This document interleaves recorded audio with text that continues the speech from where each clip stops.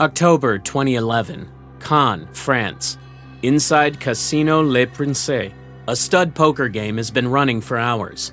The room is calm, the players are experienced. The stakes are high, but nothing feels unusual, except one man at the table. He plays quickly, not aggressively or even cautiously, just quickly. When the cards come down, his decisions arrive without hesitation. Bets placed, raises avoided, hands folded. Twice during the session, he folds hands no one else would have folded.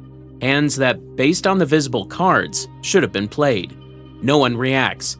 High-stakes poker produces strange decisions all the time. By the end of the night, he cashes out close to 100,000 euros. He thanks the staff and he leaves. Only later, when the footage is reviewed, does the problem become clear. The wins make sense. The losses make sense. But the folds don't. His folds don't line up with probability. They line up with information he was never supposed to have. So the question isn't how he won. It's what he could see that no one else at the table could. This is the true story of the man who broke stud poker without ever touching the deck. Earlier that year, Stefano Ampolini stands on a balcony overlooking the Mediterranean. He is 56 years old. His hair is graying at the temples. His face carries the ease of a man who has spent decades in rooms where fortunes change hands. He sips his espresso. He is in no hurry. Ampolini did not grow up here. He came from a town in Italy where wealth was something you heard about on television or read about in magazines. By his early 20s, Ampolini had discovered gambling, not as a vice, as a system. He understood that casinos were not temples of chance. They were businesses. They operated on mathematics. They extracted predictable percentages from unpredictable human behavior. Most gamblers lost. That was the design. But some gamblers found edges, small advantages, tiny asymmetries in mathematics that could be exploited by those patient enough to identify them and disciplined enough to use them. Ampolini was patient. Ampolini was disciplined. He learned to count cards at blackjack tables across Europe, how to read dealers, the tells that separated amateurs from professionals. He learned also which casinos were vigilant and which were lazy. He also learned to cheat. The distinction mattered to him less than it might have mattered to others. In his view, casinos cheated first. They designed games with built-in house edges. They served free alcohol to impair judgment. They removed clocks and windows to distort the passage of time. Taking money back, in his estimation, was not theft. It was a correction. Over the years, he refined his techniques. He learned the classic methods: marked cards, false shuffles, signaling systems, collusion. He worked with partners when necessary. He worked alone when possible. The lifestyle this provided was comfortable but precarious. Good months covered the expenses. Bad months required creativity. The tailored suits and the Mediterranean apartment came with a price. By 2010, Ampolini understood that his traditional methods were becoming obsolete.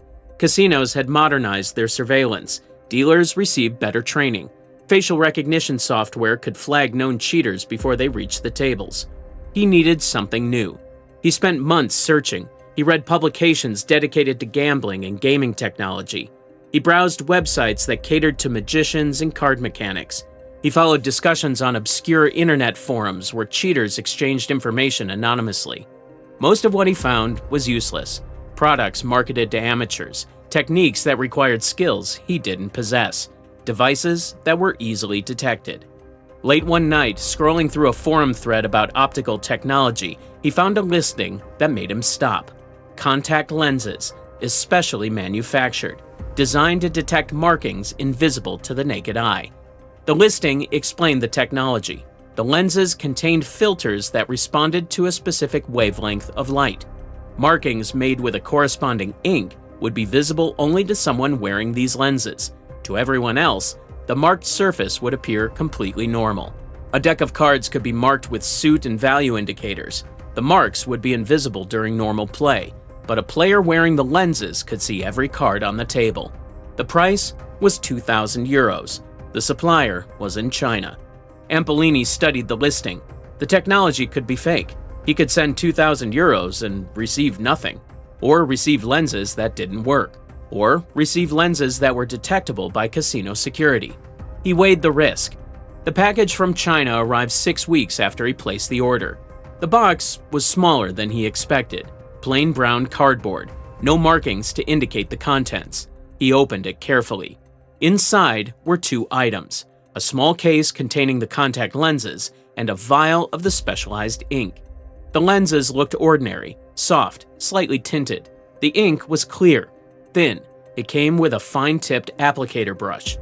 Ampolini prepared a test. He took a standard deck of casino-grade playing cards. He opened the ink. He marked the back of the ace of spades with a small symbol indicating its value. He let the ink dry. He examined it under bright light. He examined it at various angles. The mark was invisible, completely invisible. The card looked untouched. He put in the contact lenses. They were uncomfortable. His eyes watered. The world took on a faint amber tint. He looked at the ace of spades. The mark was there, clear, readable. He marked the remaining cards in the deck, suit and value for each. He spread them face down on the table. He put the lenses back in. He could read the entire deck from the backs. He understood what he was holding. Traditional card marking left evidence, scratches, crimps, daub residue. Trained dealers could spot it. Surveillance cameras could detect it. UV lights could reveal it. This was different. The ink was invisible to conventional detection methods. It existed only within a specific wavelength that required specialized filters to perceive. No dealer would notice. No camera would capture it. No UV sweep would expose it. But the technology alone was not enough. Ampolini could not walk into Casino Le Prince and mark cards during play. The motion of applying ink would be visible. The timing would be suspicious. The risk of detection was unacceptable. He needed to mark the cards before they reached the table. Casino cards are delivered in sealed packages. They are opened by dealers under surveillance. They are shuffled and cut according to strict protocols. They are replaced at regular intervals. The window for marking was narrow, but it existed. Cards arrived at casinos in bulk shipments. They were stored in secure inventory rooms. They were distributed to tables as needed. The chain of custody was controlled but not impenetrable. Ampolini needed someone inside that chain, someone with access to the inventory. Casino employees worked in environments filled with wealth they could not touch. They handled chips worth more than their monthly salaries. They served drinks to people who wagered their annual income on single hands. Most of them remained honest. The job was stable. The tips could be substantial. The consequences of stealing were severe. He spent weeks at Casino Le Prince. He gambled modestly. He lost more than he won. He tipped generously. He made conversation with the staff. He identified 2 employees who seemed receptive. Their names had never been publicly disclosed. Ampolini made contact. He explained what he needed. He offered compensation that exceeded their legitimate income. They agreed.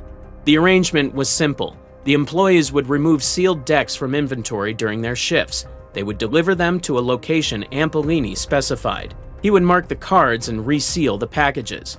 They would return the decks to inventory before their absence was noticed. When those decks entered play, Ampolini would be at the table, wearing his lenses, seeing what no one else could see. Ampolini recognized that operating alone increased his risk.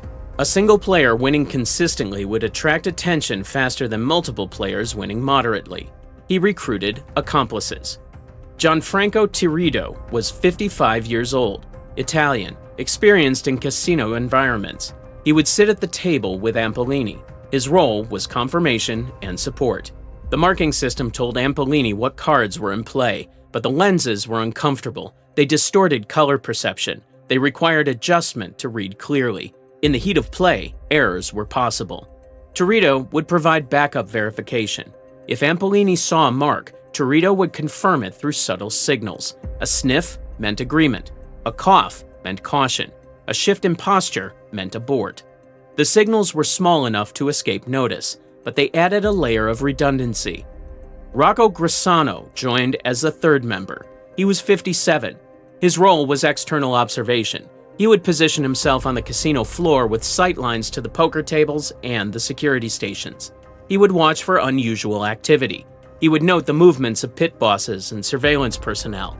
If something went wrong, Grissano would provide early warning. The group adopted codenames. Ampolini became Parmesan, Torito became the Israeli, Rossano became the mastermind. Ampolini established rules. They would not bet recklessly. They would not win too much too fast. They would not return to the same casino immediately after a successful session. They would behave like ordinary players. They would leave before anyone grew suspicious. The goal was extraction without detection. By August 2011, the preparation was complete. The decks were marked. The team was briefed. The signals were rehearsed. They were ready. August 2011, Casino Le Prince, the first session. The evening was warm. Along the Croisette, couples walked past boutique windows. Waiters set tables on restaurant terraces. The sun was dropping toward the water. Ampolini arrived at the casino alone. He wore a dark suit, well-fitted but not flashy. He passed through the entrance. He presented identification. He submitted to the security check. The guards noted nothing unusual. He was admitted. The gaming floor spread before him. Slot machines along the perimeter, roulette wheels spinning, blackjack dealers shuffling, and in the back, the poker room. Ampolini had inserted the contact lenses in his car before entering. His eyes had adjusted to their amber tint. The discomfort was manageable. He had approximately 4 hours before irritation would become problematic. He walked to the stud poker section. He surveyed the tables. He identified the one he wanted. The insider had done his work. A marked deck was in rotation at table 3. Ampolini could see the symbols on the card backs from across the room. He took his seat. He bought chips. He settled in. Torito arrived 20 minutes later. He sat at the opposite side of the table. He did not acknowledge Ampolini. He ordered a drink. He studied the other players. Rossano took position near the bar. He had sightlines to the poker room and the security desk. The game began. Stud poker unfolds in stages. The first cards are dealt. Betting begins. Additional cards are revealed. Betting continues. The process repeats until all cards are distributed and a winner is determined. At each stage, players make decisions based on incomplete information. They see their own cards. They see some of their opponent's cards. They estimate probabilities. They read behavior. They guess. Ampolini did not need to guess. He could see the marks on every card. He knew what the dealer held. He knew what his opponents held. He knew, before betting each round, the precise strength of every hand at the table. The advantage was total.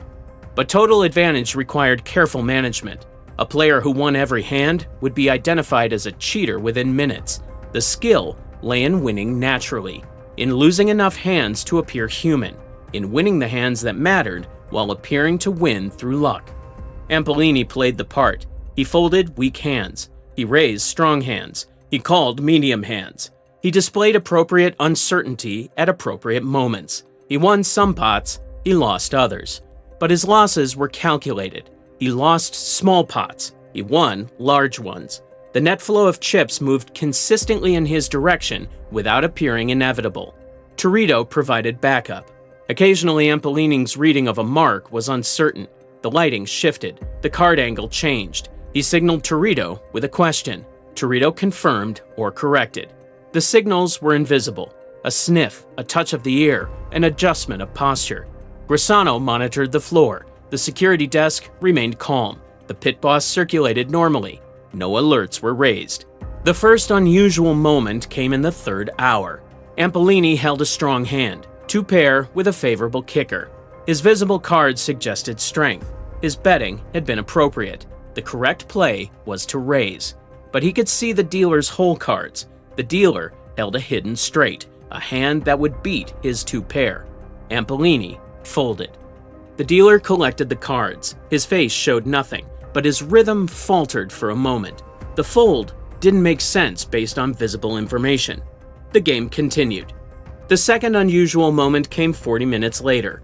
Again, Ampolini held a conventionally strong hand. Again, the hidden information revealed a stronger opposing hand. Again, he folded. The dealer noticed. He said nothing. He filed the observation and continued dealing. By midnight, Ampolini had accumulated approximately 70,000 euros in chips. Some accounts suggest the figure was higher, as much as 95,000. He played for another hour. He lost a few pots deliberately.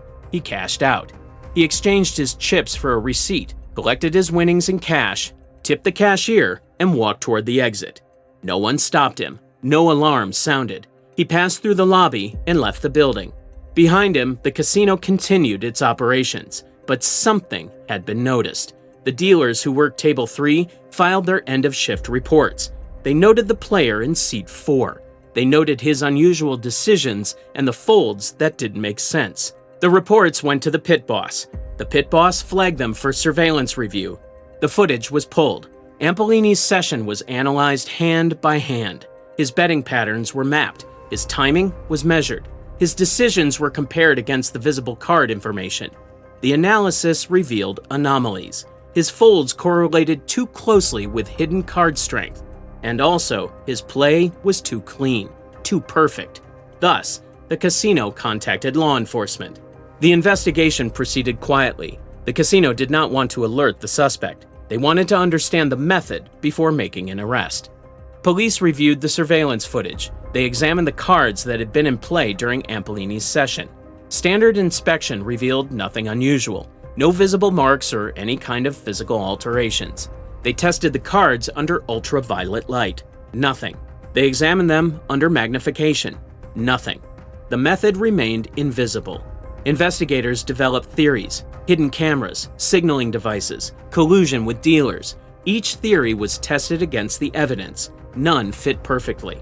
They expanded their review. They examined footage from previous sessions. They identified Ampolini in earlier visits. They noted his interactions with staff. They flagged employees who had contact with him. Patterns emerged. The investigation continued. They decided to wait. If Ampolini returned, then they would be ready to observe him directly. The casino remained open. The stud poker tables remained active.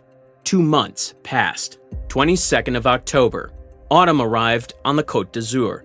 Cooler evenings, shorter days. The summer crowds had departed. The casino's clientele shifted toward regulars. Ampolini returned. He had been cautious. He had waited longer than planned. He had monitored news reports for any indication that his first session had attracted attention. He found nothing. He convinced himself that the operation was clean, that his performance had been within normal parameters, that the casino suspected nothing. He was wrong. He entered Casino Le Princess on that October evening alone. Torito and Grisano were not with him.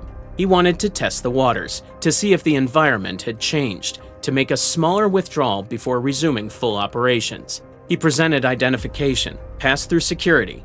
He was admitted. He did not notice the plainclothes officers positioned throughout the gaming floor, nor the additional surveillance personnel monitoring his movements from the control room. He didn't notice the alertness of staff members who had been briefed. He walked to the stud poker section. He found his table. A marked deck was in play. His inside man had maintained the arrangement. He sat down, bought chips, and began to play. The session proceeded normally for the first hour. As always, he won moderately and he lost occasionally. He accumulated approximately 21,000 euros. He decided to leave. The take was smaller than before, but sufficient. He would return in a few weeks. He cashed out, collected his money, and walked toward the exit. But this time, the officers intercepted him in the lobby. They identified themselves and informed him that he was under arrest on suspicion of fraud against a gaming establishment. Ampolini did not resist. After searching him, they found the contact lenses. The arrest triggered a rapid expansion of the investigation. Ampolini was transported to a local police station. He was processed. He was interrogated. He said little during initial questioning. The contact lenses were sent to a forensic laboratory. Technicians examined them under various conditions. They tested different light wavelengths and discovered the filtering property that allowed the lenses to detect specific ink frequencies. They obtained cards from the casino's inventory and examined them using the same wavelengths. The marks appeared. Small symbols on the card backs indicating suit and value. The method was exposed. Investigators tracked the marked decks back through the casino's inventory system. They identified irregularities in the chain of custody. They cross-referenced these irregularities with staff schedules. The inside men were identified. Phone records confirmed communication between them and Ampolini. Torito and Grisano were located through their association with Ampolini. Phone records, travel records, financial transactions. The team's structure became visible. All 3 accomplices were arrested. The case took nearly 2 years to reach trial.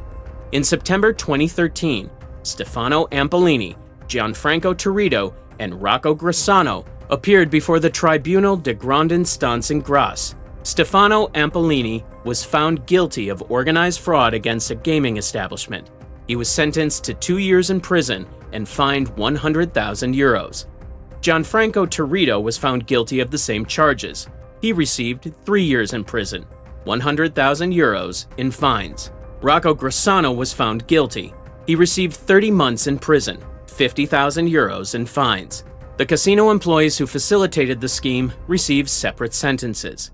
The identities of Ampolini's friends remained unknown, and thus the case was closed. Total winnings attributed to the scheme, approximately 91,000 euros. Total cost of the contact lenses, 2,000 euros. Total fines issued by the court, 250,000 euros. Total prison time sentenced across all primary defendants, 7 years and 6 months. Infrared contact lenses and invisible marking ink remain available for purchase from suppliers in China and elsewhere. The prices have decreased. The technology has improved. No public record exists of Stefano Ampolini's activities following his release from prison. No subsequent prosecutions have been linked to the contact lenses he claimed to have distributed to friends. The friends, if they exist, have not been identified. But one thing hasn't changed. The lens method still exists, the ink still works, and the technology is cheaper now than it was in 2011. Which leaves one question. How many players right now at tables across Europe and the United States already know exactly what not to do and are exploiting it?